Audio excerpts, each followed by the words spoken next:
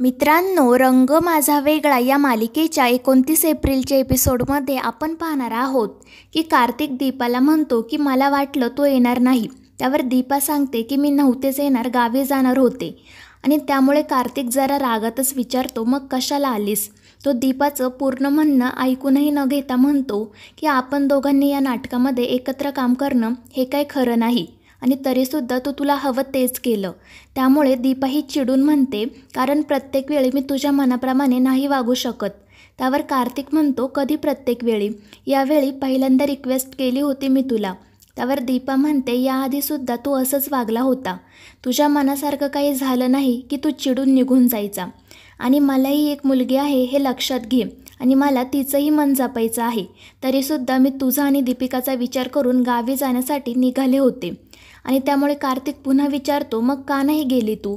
त्यामुळे दीपा खूपच चिडते आणि म्हणते की होती माझी मजबुरी आणि ती मी तुला का सांगू? तुला काय आहे त्याचं? प्रत्येक गोष्ट तुझ्या मनासारखी नाही होणार यापुढे, कळलं का? आणि हे फक्त नाटक आहे जे मी माझ्या मुलीसाठी आणि तू तुझ्या मुलीसाठी करतोय. त्यांच्यासाठी थोडा वेळ आपण एकत्र येऊन हे नाटक करायला काय हरकत आहे? आणि थोडा वेळ एकत्र घालवला म्हणजे लगेच मी काय तुझ्या घरी नाही येणार, एवढा तरी विश्वास ठेव. आणि त्यामुळे कार्तिक गप्प बसतो. तर दुसरीकडे राधा श्वेताला कॉल करून तिच्या तब्येतीची विचारपूस करते आणि तिला सांगते की सारखी चिडचिड करू नको, डोकं शांत ठेव. मात्र श्वेता चिडूनच म्हणते की माझी मनस्थिती अजूनही वाईटच आहे. त्यावर राधा विचारते, काय झालं पण? त्या दिवशी तुझ्या मनाप्रमाणे तुला घेऊन जाण्यासाठी सौंदर्याताई आणि आदित्यराव आले होते ना, मग आता काय झालं? त्यावर श्वेता सांगते की त्यांनी मला खोटं सांगितलं ॲड देतो म्हणून. काही ॲड वगैरे मिळणार नाही मला. त्यावर राधा म्हणते, मिळेल ग तुला ॲड, आणि नाही मिळाली तरी काय एवढं? तू आता प्रेग्नंट आहेस ना, मग तुझ्या बाळाचा विचार कर, तुझ्या तब्येतीकडे लक्ष दे आणि देव जे देतो ते आनंदाने स्वीकारावं. उगाच नको त्या गोष्टींच्या पाठीमागे लागू नये. त्यामुळे श्वेता रागातच म्हणते की माझ्या जखमेवर मीठ चोळल्याबद्दल थँक्यू हा. आणि त्यामुळे राधा त्या विषयावर जास्त काही बोलत नाही.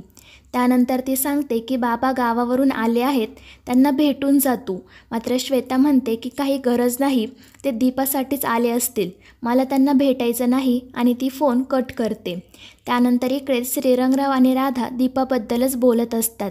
त्यातच ते राधाला सांगतात की दीपा आणि कार्तिकी शाळेमध्ये नाटकाच्या तालमीसाठी गेल्यात. खरं तर दीपा आधी जायला तयारच नव्हती, कारण त्या नाटकामध्ये कार्तिकरावसुद्धा आहेत. पण कार्तिकीला तर त्या नाटकामध्ये काम करायचं होतं आणि शेवटी मिस दीपाला ऑर्डर केली की माझ्या नातीच्या आनंदावर विरजण पाडायचं नाही, तिच्या मनासारखं करायचं.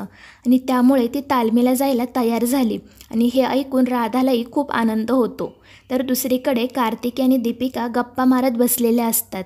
दीपिका कार्तिकीला विचारते की तुम्ही इतका उशीर का ग केलात? त्यावर कार्तिकी सांगते की आईमुळे उशीर झाला. तर दीपिका तिला म्हणते, तुम्ही येत नव्हता तर सगळेजण असं म्हणत होते की तुमच्याऐवजी दुसरं कोणाला तरी नाटकात घ्या. टीचर पण खूप टेन्शनमध्ये होत्या. त्यावर कार्तिकी सांगते की आई तर यायला तयारच नव्हती, अचानक म्हणाली की गावी जायचे. बॅग पण भरायला घेतली तिने, पण माझ्या आजोबांमुळे ती थांबली आणि नाटकाच्या तालमीसाठी सुद्धा आली. आणि ते ऐकून दीपिका विचारते की कोणते ग आजोबा? त्यावर कार्तिकी सांगते की माझ्या आईचे बाबा. मी आज पहिल्यांदाच भेटले त्यांना, खूप छान आहेत ते. त्यांनीच आईला समजावलं की काहीही झालं तरी तालमीला जायचं आणि तिने त्यांचं ऐकलंसुद्धा आणि मग आम्ही इकडे आलो. त्यावर दीपिका म्हणते, बरं झालं, नाहीतर माझा मूडच ऑफ झाला होता. मात्र त्यानंतर त्या दोघीजणी दीपा अशी अचानक का गावी जाऊया म्हणाली आणि कार्तिक दीपाऐवजी दुसऱ्या कोणाला तरी नाटकात घ्या असं का म्हणत होता या विचारामध्ये पडतात. त्यांच्या लक्षात येतं की नक्कीच काहीतरी प्रॉब्लेम आहे, पण तरीसुद्धा त्या त्यांच्या स्ट्रॉंग टीमसाठी प्रयत्न करायचं ठरवतात. त्यानंतर दीपा कार्तिक मुलींना घेऊन घरी जाण्यासाठी निघतात. तर मुली त्यांच्याकडे आईस्क्रीम खाऊया म्हणून हट्ट करतात. दीपा मात्र त्यांना नकार देते, पण कार्तिक म्हणतो, ठीक आहे ग, खाऊया आपण आईस्क्रीम. आणि त्यानंतर तो मुलींना आईस्क्रीम घेऊन देतो. दीपा मात्र नको म्हणते, त्यामुळे कार्तिकही आईस्क्रीम घेत नाही. त्यामुळे कार्तिकी कार्तिकला आईस्क्रीम भरवते तर दीपिका दीपाला. त्यानंतर थोड्या वेळाने तिथे एक कॉफीवाला येतो आणि त्याच्याकडे लक्ष जाताच कार्तिक आणि दीपा खूप खुश होतात. त्यांना त्यांचे काही जुने क्षण आठवतात आणि ते दोघेही पुन्हा कॉफी पिण्यासाठी जातात. तो कॉफीवालाही त्यांना पटकन ओळखतो तो त्या दोघांचीही विचारपूस करतो. इतक्यात पाठीमागून दीपिका आणि कार्तिकी दीपा आणि कार्तिकला आई आणि डॅडा म्हणून आवाज देतात आणि ते पाहून कॉफीवाला म्हणतो की अरे वा, चौघांची फॅमिली झाली तुमची, गोड आहेत तुमच्या मुली अगदी. मात्र त्यावर दीपा आणि कार्तिक काहीच उत्तर देत नाही. त्यानंतर तो त्या दोघांना कॉफी देत म्हणतो की तुमच्याकडे बघून वाटलंच होतं की तुम्ही दोघेही लग्न करणार. आणि ते ऐकून ते दोघेही खाली मान घालतात. तर कॉफीवाला म्हणतो तुम्ही दोघे अजूनही सेम दिसता, तेव्हा दिसत होताना अगदी तसेच. आता माझ्या कॉफीची चवही सेम आहे की नाही ते बघा. आणि त्यावर दीपा आणि कार्तिक काही न बोलता ती कॉफी पितात. तर दुसरीकडे आयेशा कार्तिकचा फोटो जाळत असते, पण तितक्यात तिची आई तिथे येत तो फोटो तिच्या हातून घेते आणि म्हणते की हे काय करतेस तू, फोटो जाळून काय होणार आहे. त्यावर आयेशा म्हणते माझ्या मनात जी आग आहे ती तरी शांत होईल ॲटलिस्ट, पण तू का थांबवलं मला. त्यावर देशमुखबाई म्हणतात कारण तू डोक्यात राग घालून घेतल्यावर कोणत्या लेवलला जाते ते माहीत आहे मला, त्यामुळे आजकाल सारखं तुझ्यावर लक्ष ठेवायला लागतं. त्यामुळे आयेशा रडतच म्हणते की कार्तिक माझ्या मनाचा विचार का करत नाही. त्याने मला स्वतःहून नाटकासाठी बोलावलं होतं, मी हातातील सगळी कामं सोडून तिथे गेले, पण तिथे दीपा आधीच पोहोचली होती. ते दोघे नाटकामध्ये एकत्र काम करत आहे. नाटक म्हणता म्हणता ते दोघे कधी एकत्र राहायला लागतील काही माहिती नाही. आणि ती खूपच चिडलेली असते आणि त्यातच ती म्हणते की जर माझ्याकडे बंदूक असती तर मी सगळ्यांनाच गोळ्या घातल्या असत्या. त्यामुळे देशमुखबाई तिला समजावतात की या सगळ्यामध्ये कार्तिकची चूक आहे. तू उगाच दीपा आणि त्या मुलींना दोष देऊ नको, कारण जोपर्यंत कार्तिकला मनापासून वाटत नाही तोपर्यंत तुमचं लग्न होणार नाही. यात दीपाचं काहीच नाही, प्रॉब्लेम कार्तिकचा आहे. आणि हे आयेशाला सुद्धा लक्षात येतं आणि ती म्हणते की आता कार्तिकचंच काहीतरी करायला हवं.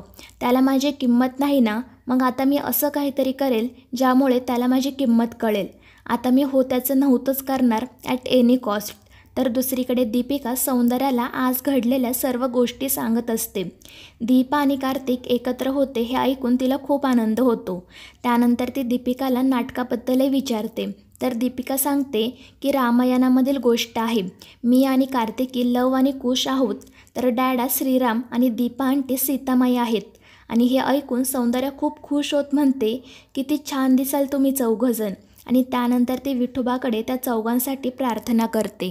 तर मित्रांनो, या मालिकेच्या पुढील भागांमध्ये आपण पाहणार आहोत दीपा आणि कार्तिक नाटकाची तालीम करत असतात आणि त्यांना पाहून कार्तिकी आणि दीपिका म्हणतात की हे दोघे अगदी श्रीराम आणि सीतामाई यांच्यासारखेच वाटत आहे. तर मित्रांनो, या मालिकेचे पुढील भाग अतिशय रंजक होणार आहेत. या मालिकेच्या पुढील भागांच्या अपडेट्ससाठी आपल्या चॅनलला सबस्क्राईब करा.